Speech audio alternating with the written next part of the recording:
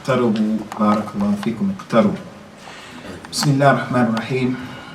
أن الحمد لله نحمده ونستعينه ونستغفره ونعوذ بالله من شرور أنفسنا ومن سيئات أعمالنا. من يهده الله فلا مضل له ومن يضلل فلا هادي له. وأشهد أن لا إله إلا الله وحده لا شريك له. وأشهد أن محمدا عبده ورسوله صلوات الله وسلامه عليه. يا أيها الذين آمنوا اتقوا الله حق تقاته ولا تموتن إلا وأنتم مسلمون. يا أيها الناس اتقوا ربكم الذي خلقكم من نفس واحدة وخلق منها زوجها وبث منهما رجالا كثيرا ونساء. واتقوا الله الذي تساءلون به والأرحام إن الله كان عليكم رقيبا. يا أيها الذين آمنوا اتقوا الله وقولوا قولا سديدا يصلح لكم أعمالكم ويغفر لكم ذنوبكم. ومن يطع الله ورسوله فقد فاز فوزا عظيما. أما بعد فإن خير الكلام كلام الله وخير الهدى هدى رسول الله صلى الله عليه وسلم. وشر الأمور محدثاتها وكل محدثة بدعة وكل بدعة ضلالة وكل ضلالة في النار. The backdrop for today's lecture, which comes to you in the form of a question: is it shirk? Is it polytheism? Is it setting up partners with Allah Azza wa Jal who are being worshipped along with Allah? Comes as a result of the claim of some people who their understanding and their concept of Al-Islam and Tawheed is diametrically opposed to the Islam and the pureness of Tawheed that the Prophet brought sallallahu alayhi wa ala alihi wa sallam. Is it shirk for the Muslim to make dua to other than Allah Azza wa Jal, period? But specifically, is it shirk for the Muslim to go to a grave, to a graveyard, a cemetery, and to make dua to people who are dead in the grave? Whether that dead person happens to be a prophet from the prophets of Islam, salawatullahi wassalamuhu alayhim ajma'een, or the dead person happens to be a wali from the awliya of Allah Azza wa Jal, or the individual is a saint, as they say, or a relative. Is that shirk or is it not shirk? When I was asked to put this issue on the table and to discuss it, I went to the internet because there was a particular individual who's here in Birmingham who calls to the way of the Sufi tariqah of the Shistis.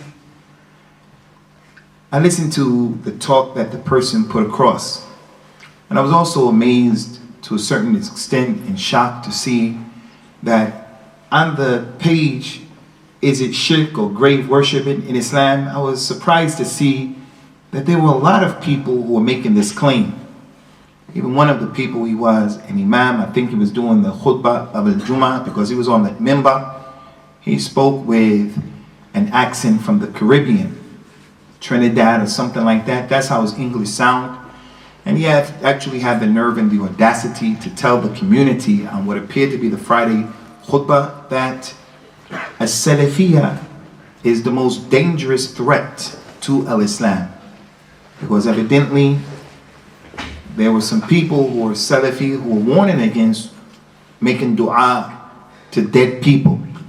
So his understanding of al-Islam, the understanding that he has of the Quran and the authentic Sunnah, is that it's permissible to make dua to the dead people in the grave, and if someone were to be opposed to that, then he's actually in opposition to the haqq, and he's in opposition to the deen of Allah and the dawah of the kitab and the sunnah. And that's a bit disturbing. I'm not here to fight any of those individuals. So my objective, my goal, my niyyah is to poke them back in the eye. It's not my goal and my objective. My goal and my objective, inshallah ta'ala, is to try to be fair and just in dealing with this serious issue. This issue where the vast majority of Muslims in Birmingham, who come from the Asian background, ethnic group, Africans and non-Africans, Arabs, a lot of Muslims understand that it is permissible to make dua to dead people. Although it's clear for the person, it's clear. And when I say that, I don't want anybody to be offended. I said in the khutbah al-Jummah on Friday, there's not an Asian person in this masjid, not a single one in this masjid, and Allah knows best, except that He knows some people who make dua to people in the grave. There's not a single Asian here, except that that's the reality. So the vast majority of our masajid are like that. Masjid is not too far from here, Masjid al-Ghawth. Al-Ghawth comes from al-istighatha, for a person to seek assistance, al-istighatha, to seek help from Allah. Al-isti'ana, to seek help from Allah subhanahu wa ta'ala. Greatest surah of the Quran, Surah Al-Fatiha. We just heard it 2 times and we read it in the 3rd rak'ah, silently. And if you intentionally don't read that surah, you have to get up and pray again. You didn't pray. And in that, we ask Allah ta'ala, Iyaka na'bud wa iyaka nasta'een. And in the authentic hadith, the Nabi sallallahu alayhi wa sallam said that Allah said, Qasamtu salat bayni wa bayna abdi qasmain. I divided the salat, the recitation of the salat, into 2 parts. If my slave says, when he's making the salat, Alhamdulillah Rabbil Alameen, Allah says, Hamadani Abdi, my slave has praised me.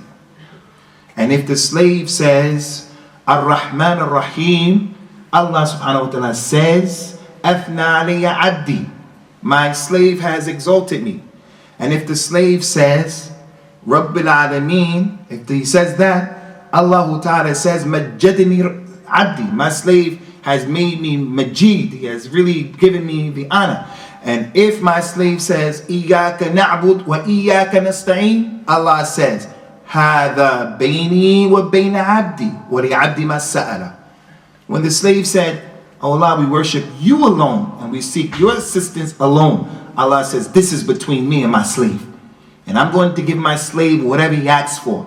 And what does he ask for? Ihdina siratal mustaqim, siratal ladhina namta alayhim, all the way to the end. So Allah guides him to the siratal mustaqim when he understands Iyaka na'bud wa iyaka nasta'een.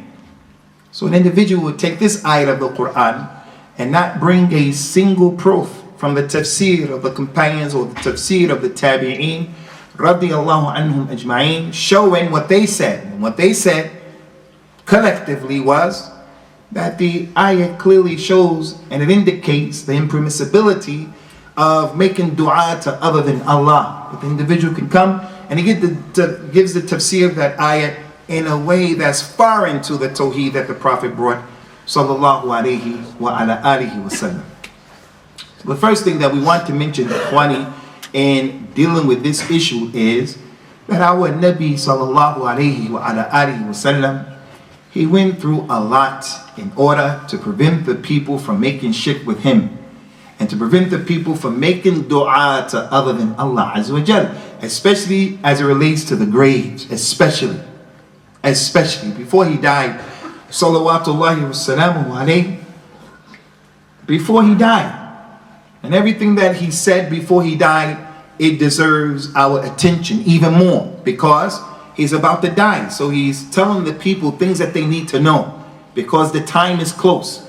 So anytime you hear the Nabi sallallahu alaihi wasallam was in his sickness and he said this and he said that, he did this and it was close to his death, then know that he gave extra importance to that thing. He told the people sallallahu alaihi wasallam in his sickness, Lanatullah ala al-Yahudi wal-Nasara ittakhadhu qabura anbiya masajid. May Allah curse the Jews and may He curse the Christians because they took the graves of their prophets as masjids. Masjid is the place where you come and you do sajda, you do ibadah to Allah. Why would the Nabi sallallahu alaihi wasallam curse the people for doing something that's permissible? Go ahead and call on the Nabi if you want to, because it's okay. He said, may Allah curse that individual. So when you as a Muslim see someone who's in opposition to that, if you have a problem with that, then you have to start off with the Nabi sallallahu alayhi wa ala alihi wa sallam. Our mother Aisha, about this hadith, she said if the Nabi didn't say that, she said because he said that, sallallahu alayhi wa sallam, we made his grave equal to the ground. Had he not said that, we would have put his grave up off of the ground. Ali radiyallahu anhu, during the time of his khilafah, he had someone who was working for him in his administration, and he wanted to send that man on an errand in the land. He said to that man, shall I not send you to do something that the Prophet sent me to do, sallallahu alaihi wasallam? That man who was in his administration said, yes, Amir al-Mu'mineen. He said, Allah tada'a qabran mushrifa illa sawaita. Anytime you travel from here to all the way to where you're going, any grave that you come across that is above the ground, I want you to level it and make it equal and even with the ground. That's what the Prophet used to send me to do. Ali said, and also, if you come across any image, any picture, then deface it. Deface it. Why? Because through pictures, shirk was introduced to Bani Adam. If you come across any idol, I want you to break the head off. Break it. Deface it. Why? Because through these idols, Bani Adam started making shirk. Through these graves, people came and they started worshiping other than Allah Azza wa Jalla. So the Nabi sallallahu alaihi wasallam went through great lengths in order not to allow this ummah to make a shirk by calling on other than Allah. So he cursed the Yahud and the Nasara.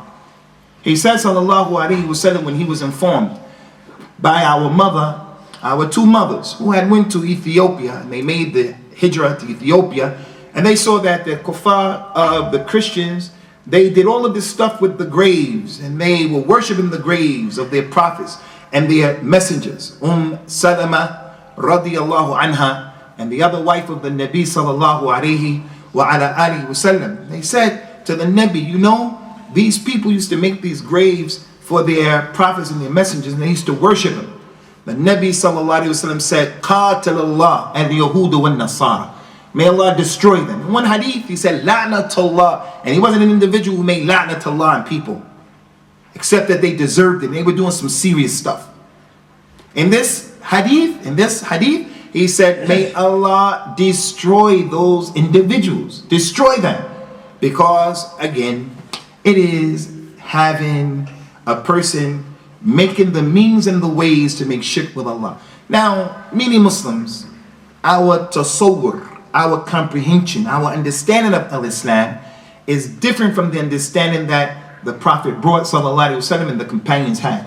There's the Muslim who will make tawaf around the grave. There's the Muslim who would go and he would make dua to the grave. But he doesn't see that as ibadah. He doesn't see that in his whole mind. He doesn't see that as worship at all.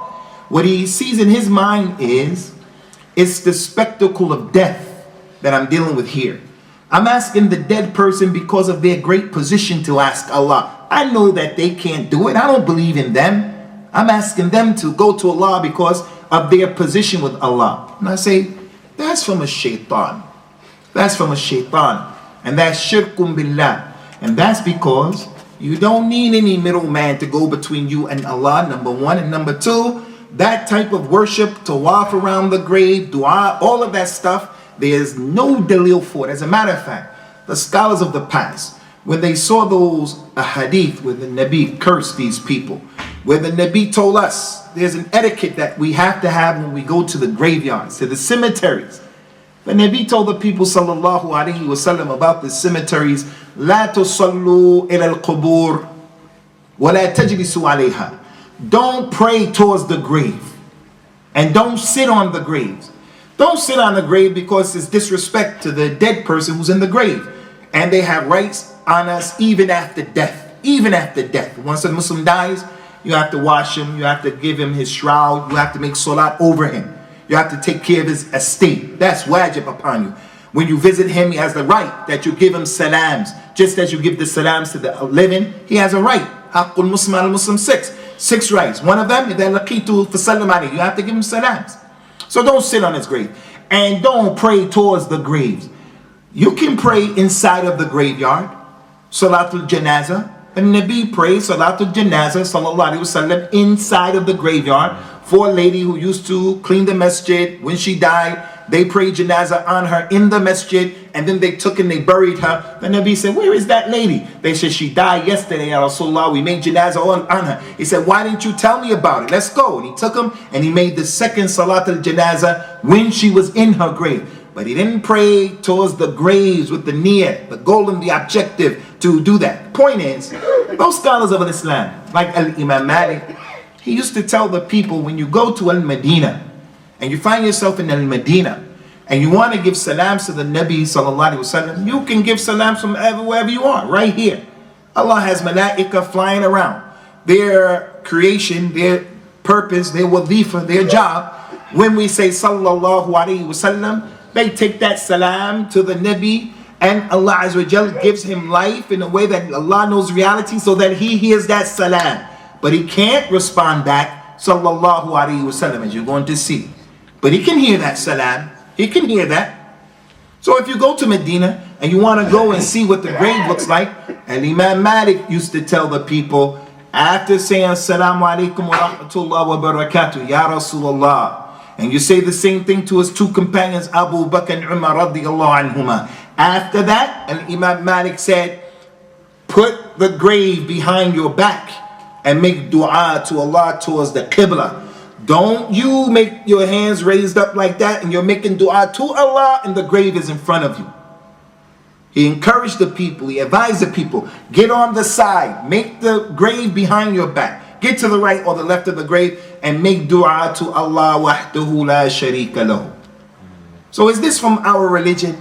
Now I know, ikhwani, as Allah mentioned in many ayat of the Quran with the Yahud and the Nasara and the Kuffar of Quraysh, if you bring all of the ayat, some people are just not going to believe, because that's the religion of their forefathers, and they're not going to change the religion of their forefathers. But I'm not concerned about that.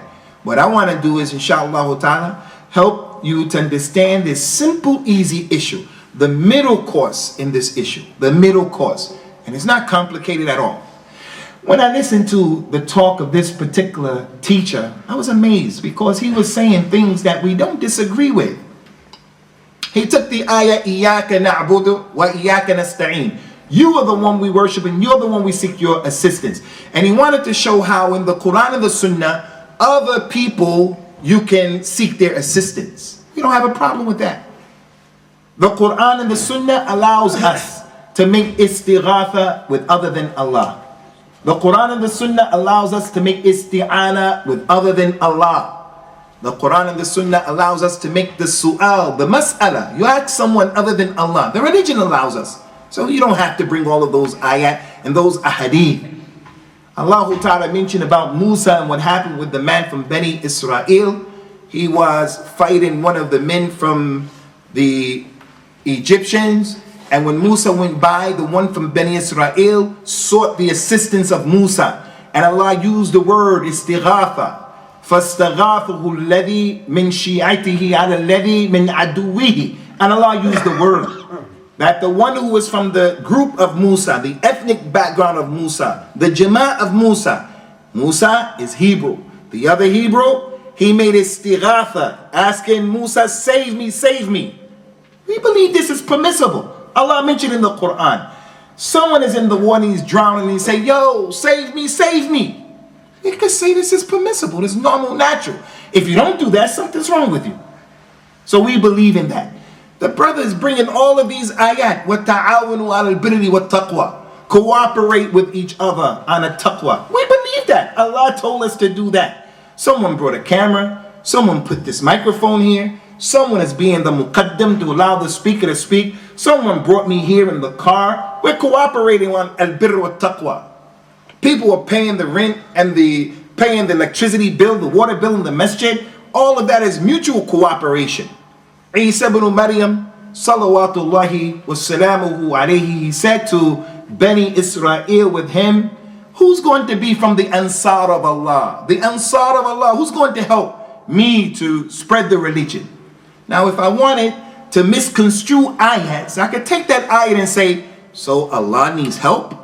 Allah needs help. But everyone knows what the ayat is saying. It is saying that Isa ibn Maryam is asking the people, help the religion of Allah. Like the Prophet ﷺ came to Quraysh and he said to Quraysh and the companions, who will help me to spread the religion of my Lord? So the Nabi Ansar ﷺ, and he asked people, we don't have any problem with those ayat and those ahadith. Help your brother if he is oppressed or if he is the oppressor. The hadith said, help your brother. What's the problem? If he is being oppressed, get involved and stop the oppression. If he's doing the oppression, give him advice and try to help him to stop the oppression.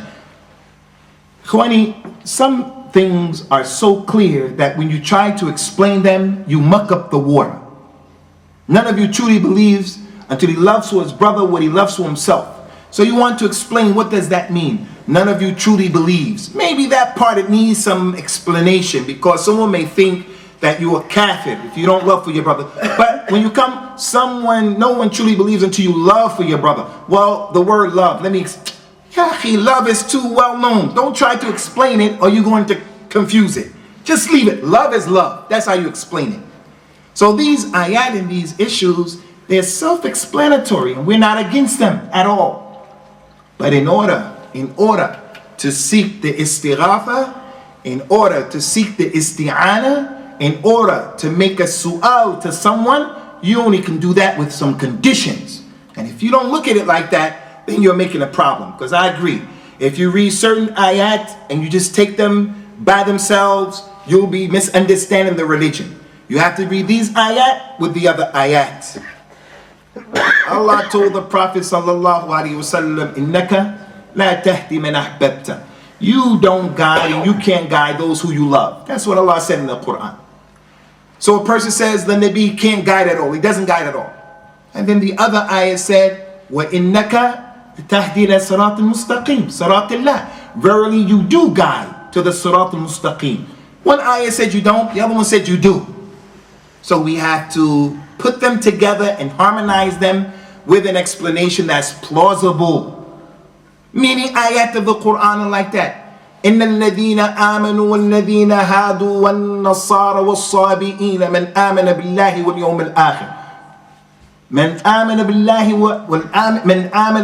واليوم الآخر وعمل الصالحا فلهم أجرهم عند ربهم ولا خوف عليهم ولا يحزنون.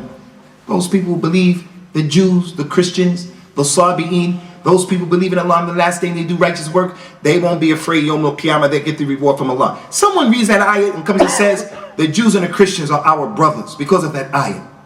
No, there are other ayah that show the religion with Allah is Islam. So those ayats that were mentioned, we're totally for them.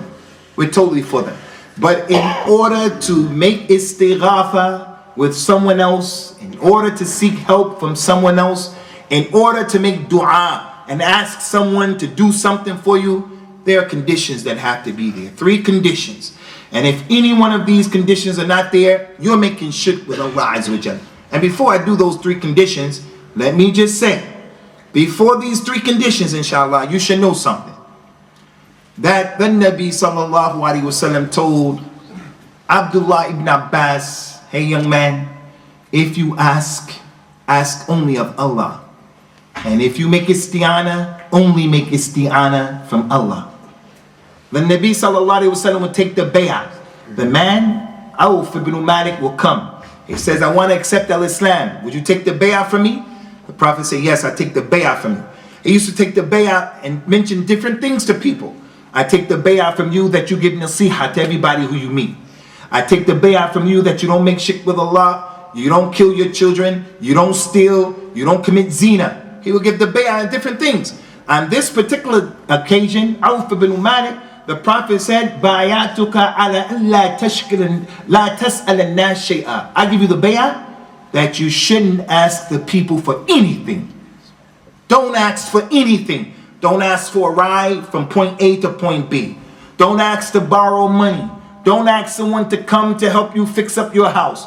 Don't ask for anything. So this man, Auf ibn Malik, will get on his camel, get on his horse. He wants to ride. The thing that he makes the horse move with will fall out of his hand, the whip.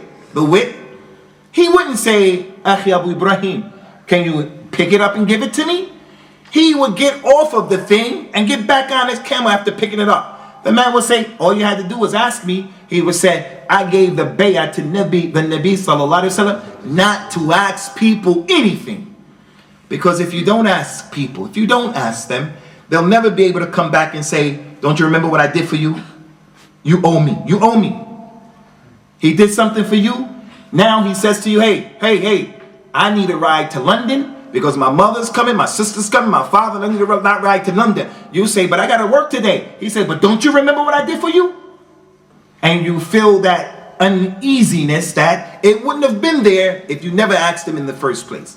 He asked you, can you take me to London? No. Okay, that's it. He doesn't owe you. You don't owe him when you don't ask people. Now, that doesn't mean it's haram to ask people.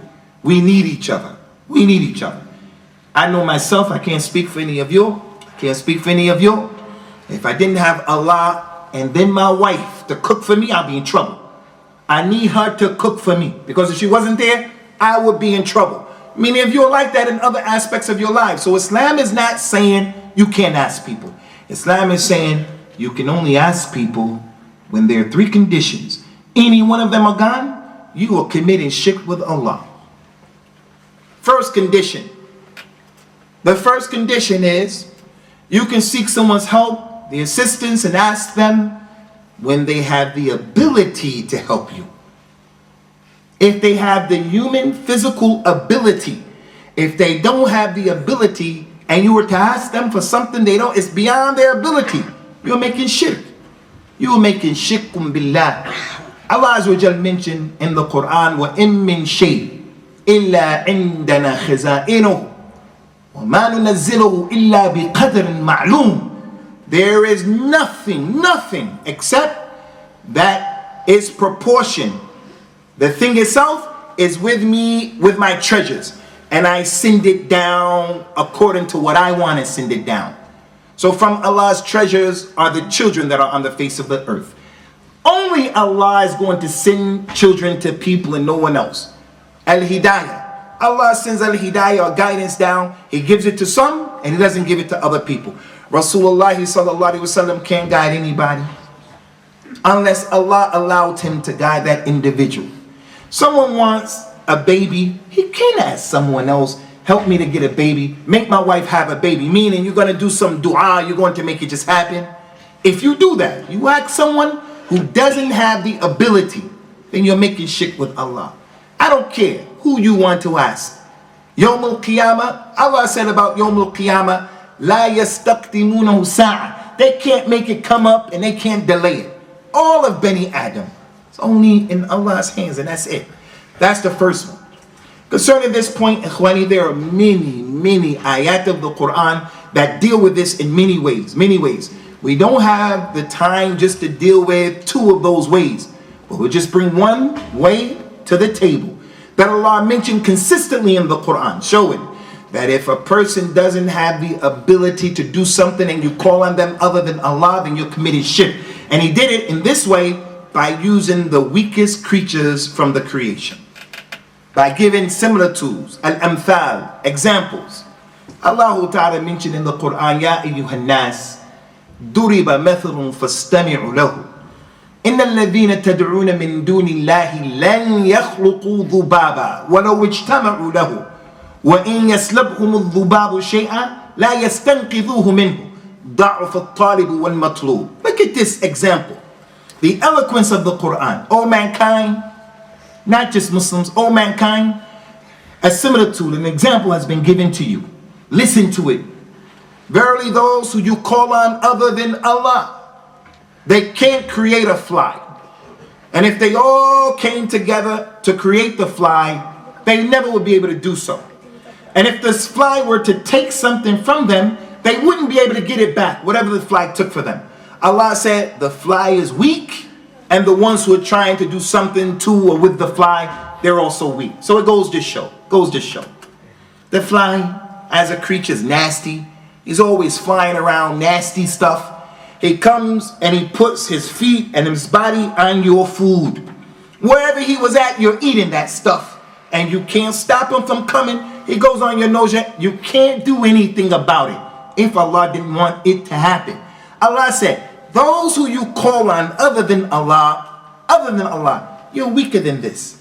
All of us in this room tried to come together to put that flag together. We wouldn't be able to create him. And if he took something from us, you wouldn't be able to take it back. Allah has the ability for the fly to take my hat and fly around with my hat. Allah has that ability. If it were to happen, as a Muslim, we don't see that as impossible. We wouldn't be able to get that hat back from that fly collectively in this room. So how are you going to worship other than Allah? I don't know, Ikhwani Wallahi, what is it that's so difficult for a Muslim to just be with the easy Tawheed? He opens up the bottle and easily, without choking, it just goes down easy. It's just the fitrah. Why do we have to insist on a shirk? Another example of how if you call on other than Allah for help, for assistance, and he doesn't have the ability to help, you're making shirk. Another example that Allah Ta'ala gave from another weak creature. Allah Ta'ala mentioned, مثل الذين يدعون من دون الله مثل الذين اتخذوا من دون الله أولياء كمثل العنكبوت اتخذت بيتا وإن أوهن البيوت لبيت العنكبوت لو كانوا يعلمون. Those people who call on other than Allah and they take other people as protectors and awliya with Allah, they call on other than Allah, they take helpers other than Allah. Allah said their example is like the spider who made his house with the spider web. Allah said the weakest house is the house of the spider web. Only if they knew. Who in his right mind, is going to go and take some spider webs, put his money in the drawer in his house and take spider webs and put the spider web around the drawer to protect the drawer and to lock the drawer from opening where someone can come and take his money? No one. That's Allah's way of telling the kuffar Quraysh, what you're calling on cannot help you. It cannot help you. وَإِن يَمْسَسْكَ اللَّهُ بِضُرٍّ فَلَا كَاشِفَ لَهُ إِلَّا هُوَ وَإِن يُرِدْكَ بِخَيْرٍ فَلَا رَادَّ لِفَضْلِهِ يُصِيبُ بِهِ مَنْ يَشَاءُ مِنْ عِبَادِهِ وَهُوَ غَفُورٌ رَحِيمٌ. Look at the ayat. If Allah wants good for you, if Allah wants bad for you, He wants to touch you with evil. Someone's going to get cancer. Someone's mother's going to die. Someone is going to lose his limb. Someone is going to lose his job. Whatever you can think of. Allah said, if Allah wants some harm to touch you, there's no one who can push that harm away except Allah. And if Allah wants good to touch you, there's no one who can prevent that good from his fadl. He gives it to whoever he wants to give from his servants. So the Nabi told Abdullah ibn Abbas sallallahu alayhi wasallam radiyallahu anhu, he said, Ibn Abbas, listen, no. If the jinn and the mankind that came together to help you or to harm you, they wouldn't be able to do so unless Allah allowed it. So if you want to make istighatha like the man made with Musa, you can make istighatha, you can make isti'ana, but he has to have the ability. He has to be able to help you.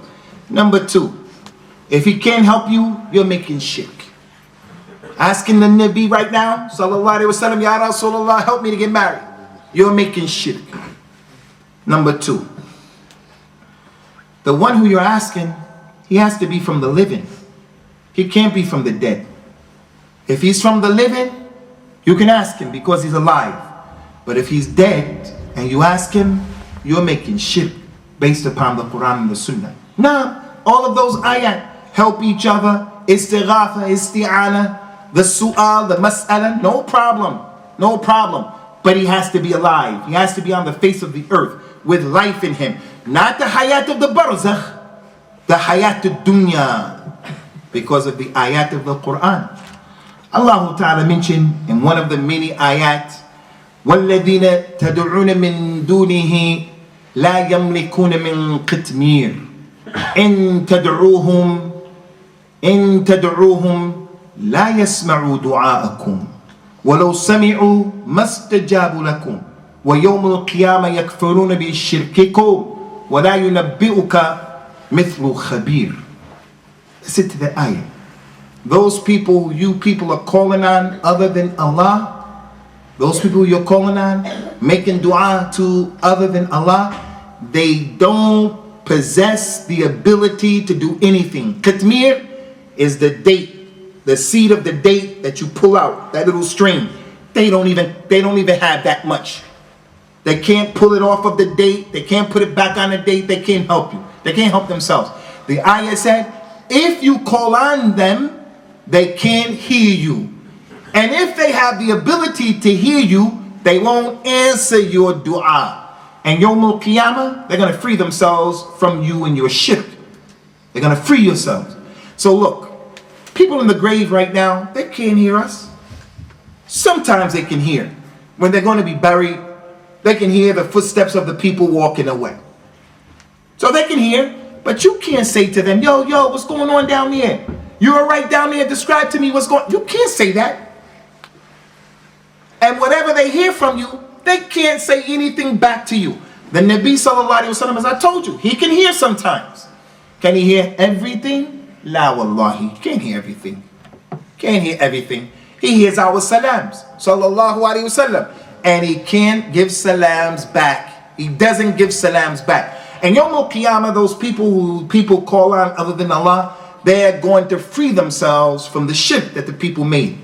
And that's why Allah puts forth a question. And it's not acceptable. This situation is serious.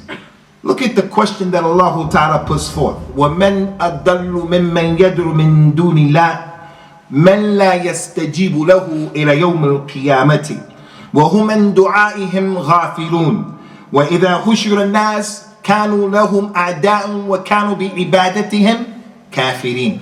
Who is more astray? Who is more astray from the Sirat al-Mustaqim, from al-Islam, and from the Tawheed, than the individual who calls on other than Allah, and the one who he's calling on can't hear him until Yawm al-Qiyamah.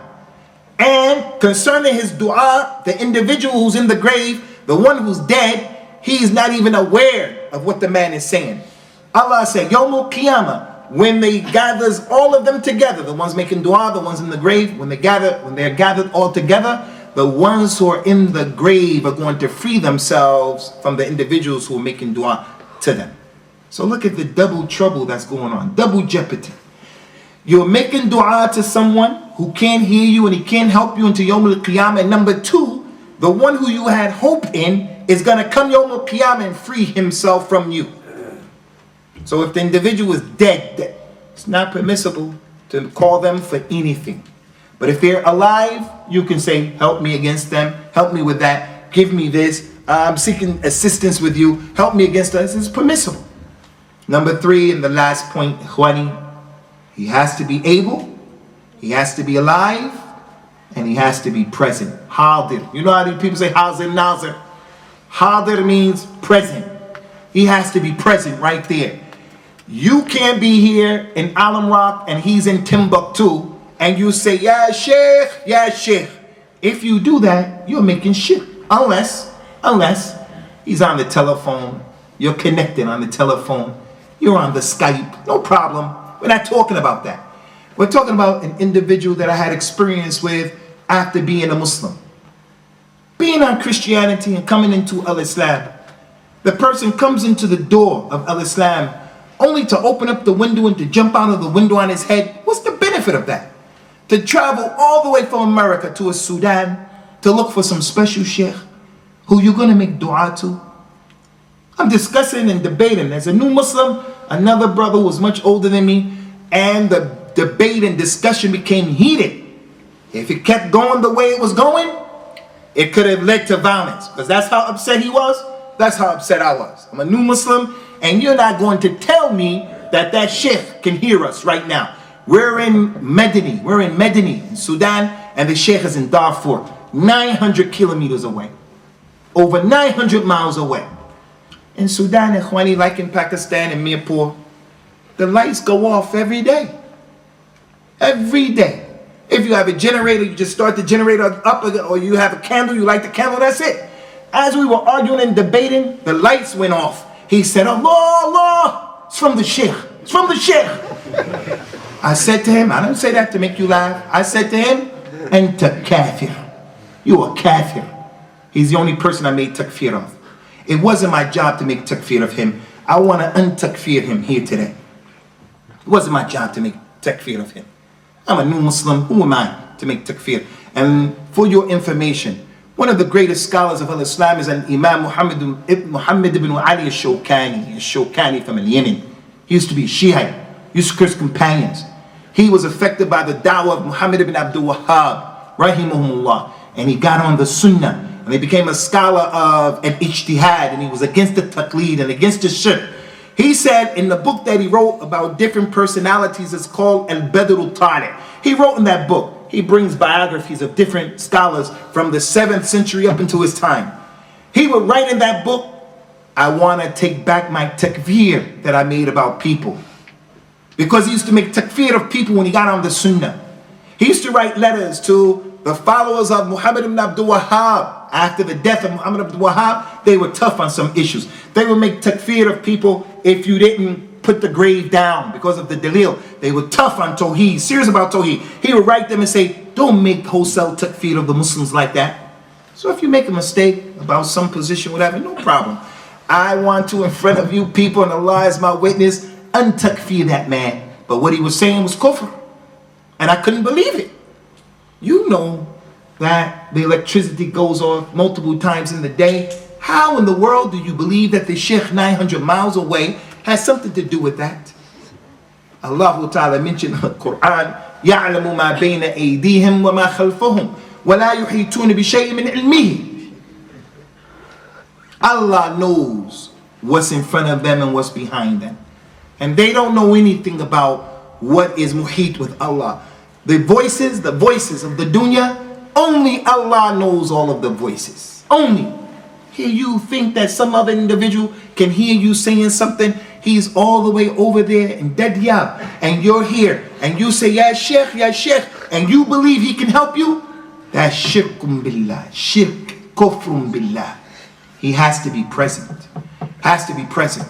Allah Azza wa Jal mentioned in the Quran, ما يكن من نجوى ثلاثة إلا هو رابعهم ولا خمسة إلا هو سادسهم ولا أدنى أو أكثر من ذلك وهو معهم أينما كانوا.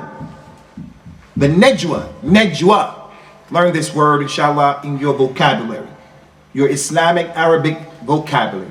And najwa is secret meetings that the hypocrites used to have.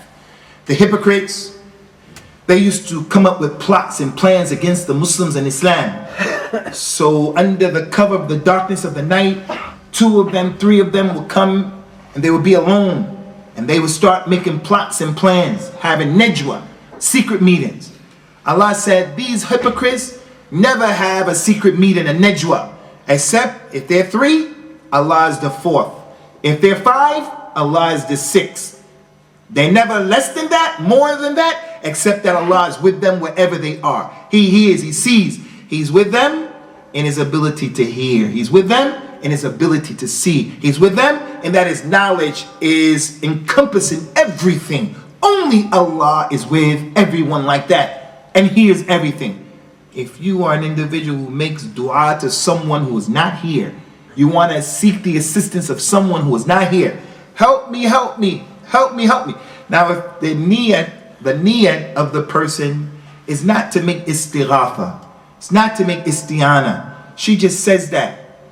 Something happens and she's oppressed or something, and she says, you know, my father, my father. She's just saying that. Oh, my mother, ummah. She's not asking her mother to come and help her. It's just, I'm in a messed up situation and I'm weak and I need my father now, and just saying my father, because he was always there to protect her and help her. So she says, just from the lisan, as the Arabs used to say, when something would happen, they would say, oh my father, and different things. Fatima radiallahu anha, when the Nabi died, sallallahu alaihi wasallam, she said that. She said, wa abata. She said, my father. How do you people allow yourselves to put dirt on the body of the Nabi? She was just distraught that with every piece of dirt that was being put on the grave, he is being buried.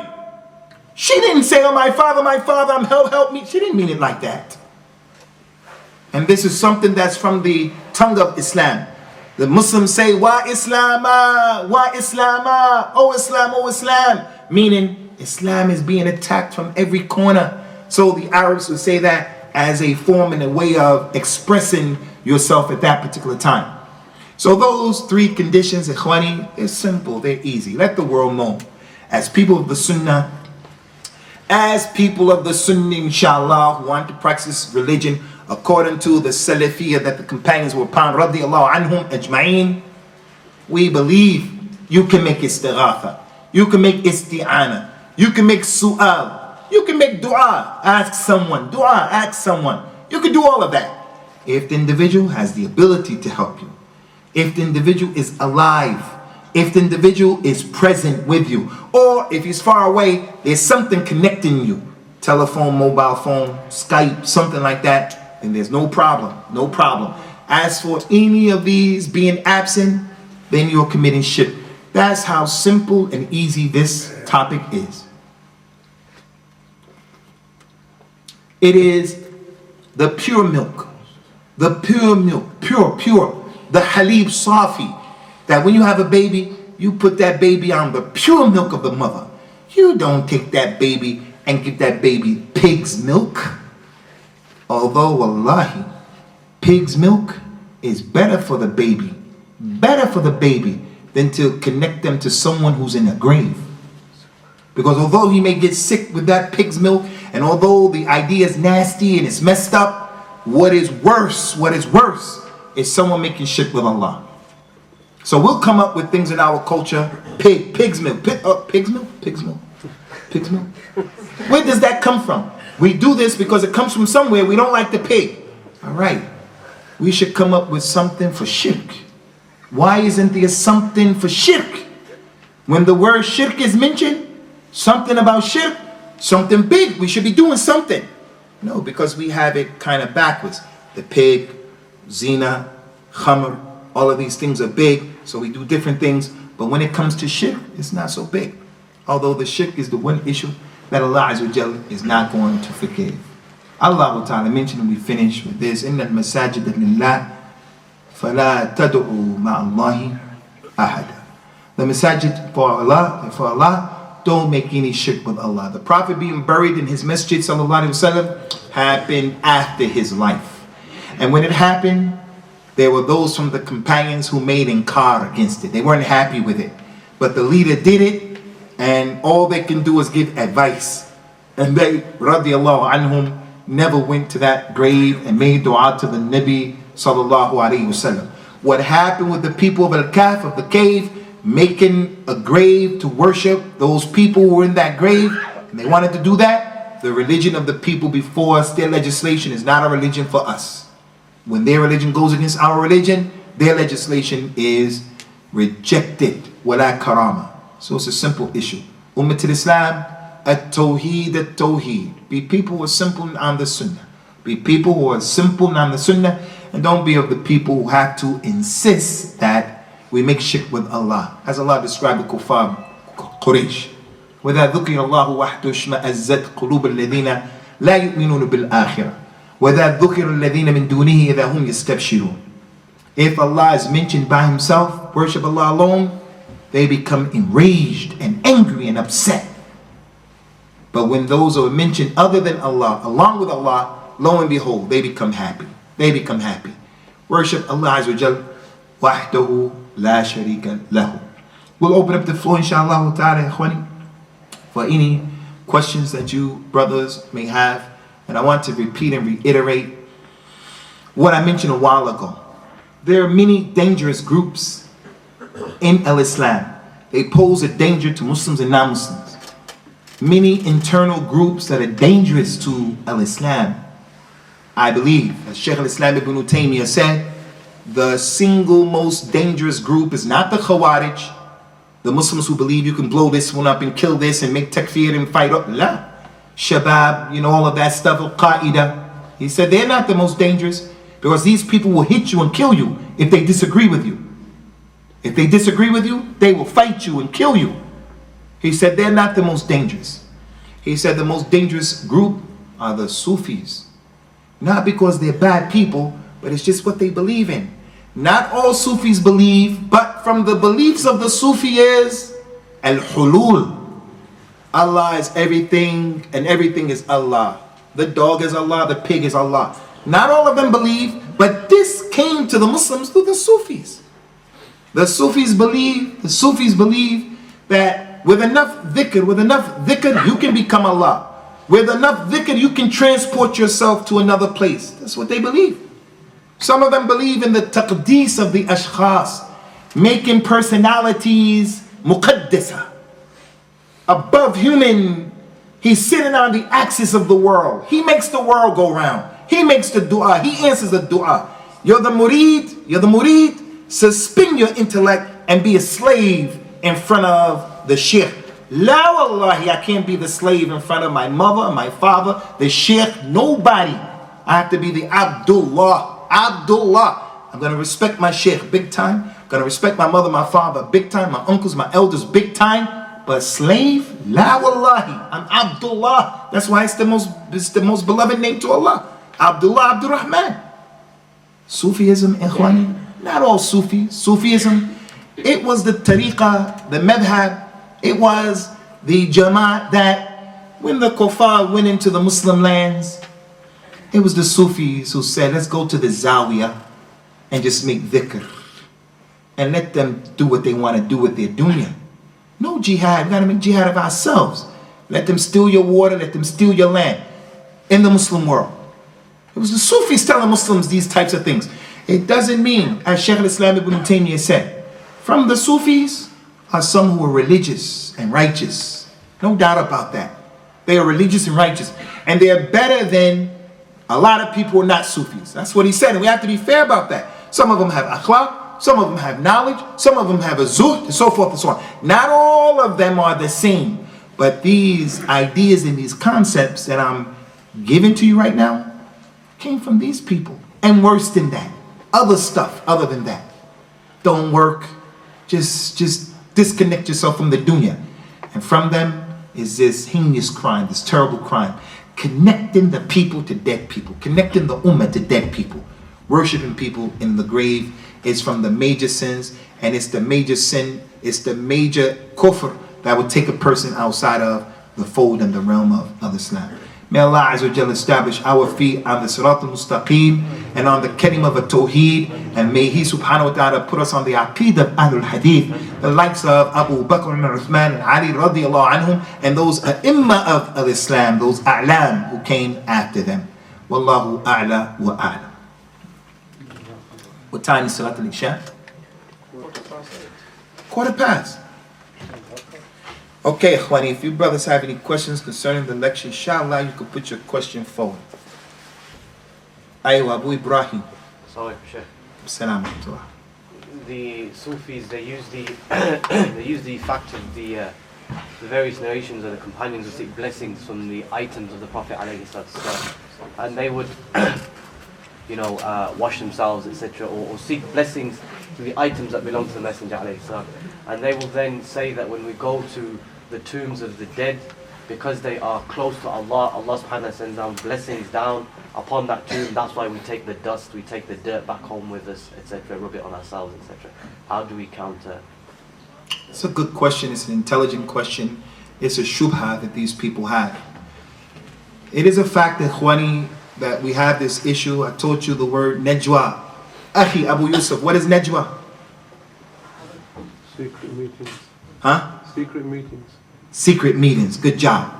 There's another word I want to bring to your attention. At-Tabarruk, from al-Baraka. At-Tabarruk. At-Tabarruk. I'm going to say it. I want you to say it. At-Tabarruk. Come on, everybody got to say it. We're going to make a Sufi dhikr. At-Tabarruk. No, it's a serious issue. It's serious. At-Tabarruk, Ikhwani, is the process of seeking barakah. This is from our religion. Ahlul Sunnah don't reject this. The companions, radiyallahu anhum, made a tabarruk from the Prophet's person and from his athar, his effects.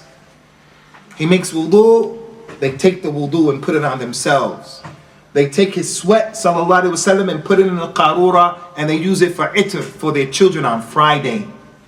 They did that. The Prophet would perform Hajj sallallahu alaihi wasallam. They would cut his hair. The Nabi would take his hair and give it to him and give it to him and give it to him and give it to him. And then he in turn, when the Tabi'een came, he would give it to the Tabi'een. And they were holding on to that.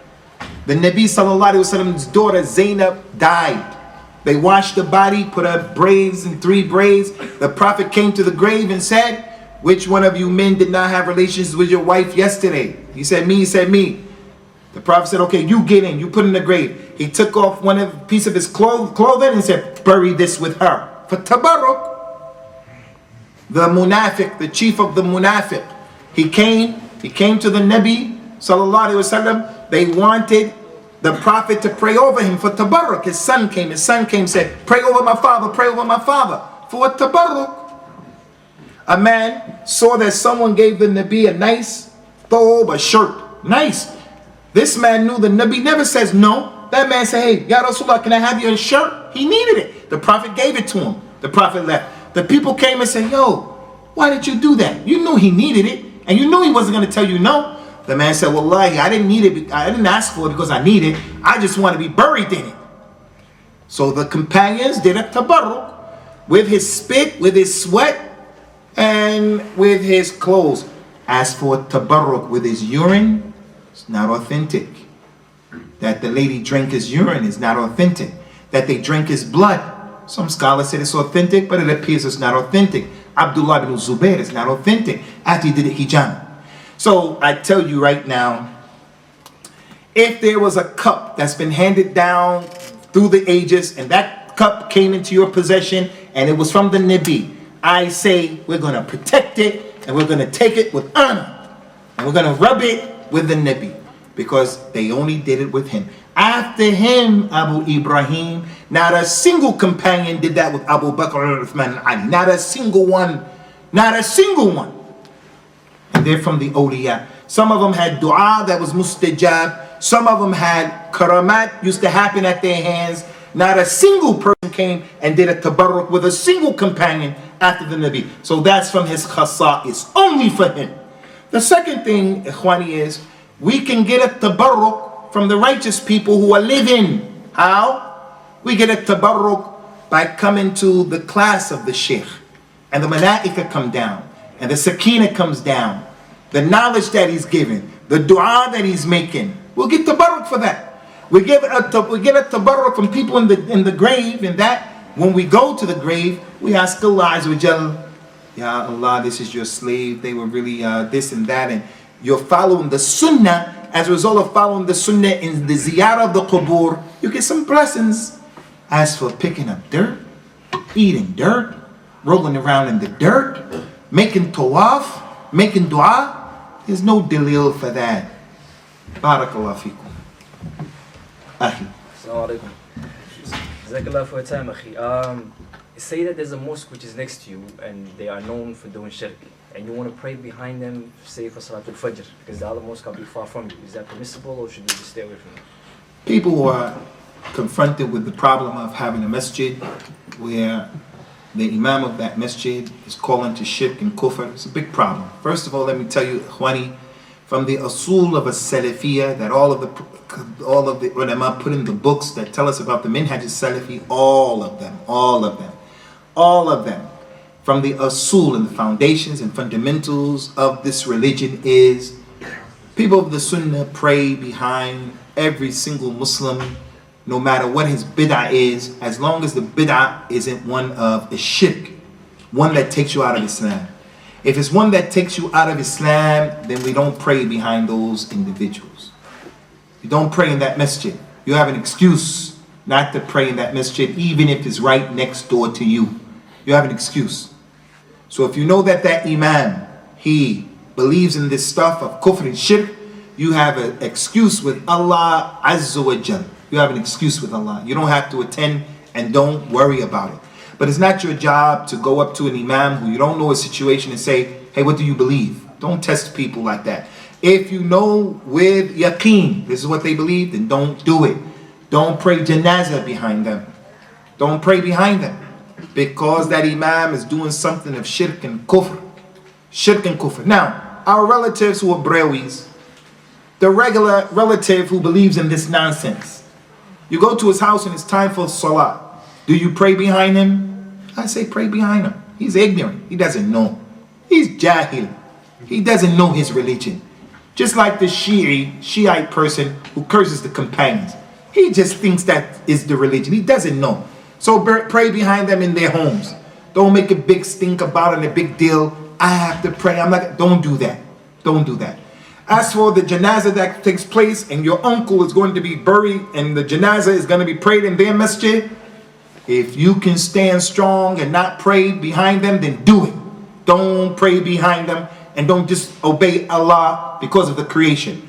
But if it's going to be too much stress on you, it's going to be too much fitna on you, it's going to be too much problems on you, then you have to get knowledge from someone who is higher than you. Tell them your situation. Should you go and do it out of necessity or not do it? But generally speaking, don't pray in those messages.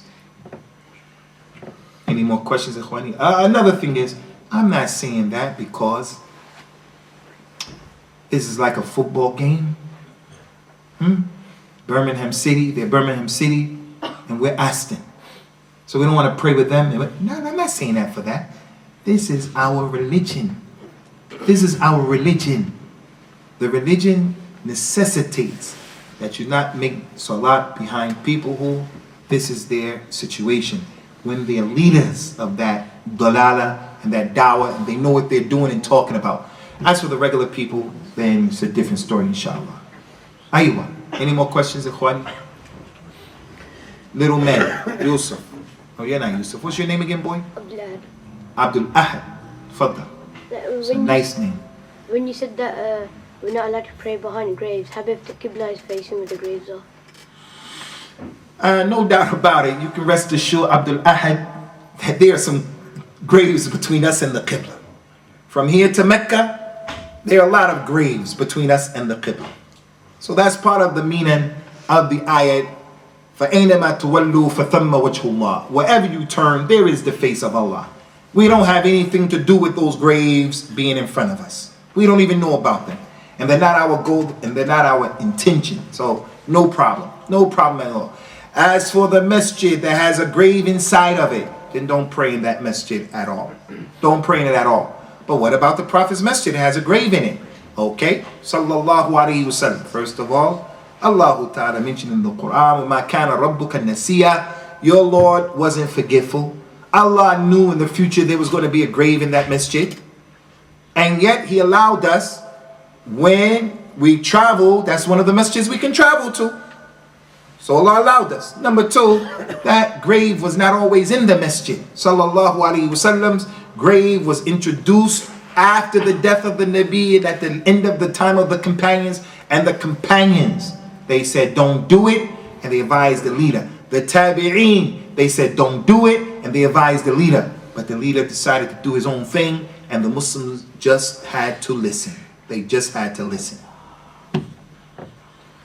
Okay, this will be the last question, inshallah. The second question for Abu Ibrahim. He mentions in that video tawassul, and he is seeking the means to Allah subhanahu wa ta'ala, and then he kind of uses this as a dalil to say that they seek this means by means of the Prophet sallallahu alaihi wasallam, even after his death. And the hadith of the blind man who came to the Messenger alayhi salatu, how do we... Concerning the tawassul, or taking an intermediary between you and Allah, can only be made by making a tawassul with your good deeds. Oh Allah, I don't like praying in this masjid for one reason or another. It's not my favorite masjid because the people are opposed to the Sunnah. The recitation of the Imam is a problem. There's something going on. But oh Allah, I only keep coming to this masjid because I believe it's wajib, yarhamakullah. Because I'm being patient, give me this and give me that. You make tawassul by your deeds. So don't minimize the deeds that you do. Something you're doing that you don't like doing it, just keep doing it and be patient because you've been told to do it, and make a tawassul. Oh Allah, you know I don't like this, you know I don't like that, but I do this and I do that. Because of that, please give me this, please give me that. You can make a tawassul by the asma of Allah, His names and His attributes. Allah, you are Rahman ar-Rahim, forgive me. Allah, you're this, you're the Razaq, Dhul Quwwat al-Mateen, give me a child, give me money, this, that. And you can make a tawassul by asking someone who's living, can you make dua for me? Other than that, you can't make any tawassul. As for the blind man who came to the Nabi sallallahu alaihi wasallam, and he asked the Nabi sallallahu alaihi wasallam, he asked Rasulullah, Ya Rasulullah, I want to do this and I want you to do that. The Nabi sallallahu alaihi wasallam told him, okay, make this dua. So the dua that he made was asking Allah by the jah of Rasulullah to give him this and give him that. First of all, that man came to the Nabi sallallahu alaihi wasallam. If he was able to do that, he could have just stayed in his house and did it from over there. Just stay in your house. You don't have to come. But he came to the Rasul sallallahu alaihi wasallam. And if he came to the Rasul sallallahu alaihi wasallam was what? He was what? Alive. He was living. He was alive. Second of all, after the death of Rasulullah sallallahu alaihi wasallam, none of his companions did that. You think if that was good, they would have known that this is something we can do? Let's just go to his grave and make a tawassul. No. During the era and the khilafah of Umar radiallahu anhu, there was a drought, a bad drought, serious drought. It was so bad that a man stole something, a horse, he stole a big thing, a camel, and it was enough to get his hand chopped off. Umar said, no, we're not going to chop his hand off because the situation, the drought, compelled him to do it. So he didn't establish the Hajj because of the circumstances. It was that bad. So they wanted to make an istisqa, the salat asking for rain. Umar radiallahu anhu was the best human being on the face of the earth at that moment. But what did he do? He went and he said to the uncle of Rasulullah sallallahu alaihi wasallam, Abbas, we want you to lead the salah. You lead the salah because of your position with Rasulullah. The Prophet says sallallahu alaihi wasallam, Al-am bimanzilat al-ab. Your father's brother is like the father. The father's brother is like the father. So Abbas is the brother of Rasulullah's father sallallahu alaihi wasallam. So he's like Rasulullah's father. Everyone knows Abbas's relationship and position with the Nabi. He's an older statesman of the community. Although he's not better than Umar, he's not better than Uthman, he's not better than Ali, he's not better than Abdurrahman ibn Auf, he's not better than those other 6 people promised Jannah. But he was like the father of the Nabi sallallahu alaihi wasallam. So he made the salat, and that was a tawassul with the righteous man radiyallahu anhum ajma'in. As for making dua to the Nabi sallallahu alaihi wasallam, Rasulullah is free from that. He told his uncle, that's a phone or the other? Phone. He told his uncle, oh Uncle Abbas, ask for my money what you want, I can't help you with Allah. Oh Sophia, auntie of Rasulullah, ask for my money what you want, I can't help you with Allah. Oh Fatima, daughter of Rasulullah, ask for my money, I'll give you what you want, but I can't help you with Allah. He told that to the closest people to him. I can't help you with Allah. The only way I can help you is if you follow my sunnah. The only way I can help you is if I make shifa' for you, Yawm al-Qiyamah, intercession, because you deserve it and Allah is pleased to give it to you and gives it permission. As for me being in between you and Allah Yawm al-Qiyamah, I couldn't help my mother, I couldn't help my father, I couldn't help Abu Lahab, couldn't help Abu Jahl. I can't help you. So, ikhwati fillah, connect yourselves to Allah Azza wa Jal and plant the seed of a Tawheed in the hearts and the minds of your children. If your child knows Allah, he'll know himself. People won't be able to tell the child, you can't do this. You can't become a doctor, for an example. You can't do this, you can't do that. You won't be successful. The child says, no, I know Allah. I can do whatever I want to do. That is ma'qul. And he also won't be a person who's arrogant because he knows that Allah is Akbar and Allah is A'zam and Allah is Kabir and Allah is Al-Qawi. So he knows himself. He's not going to be arrogant. He's going to exist between those two extremes. سبحانك اللهم وبحمدك وأشهد أن لا إله إلا أنت أستغفرك وأتوب إليك والسلام عليكم ورحمة الله وبركاته.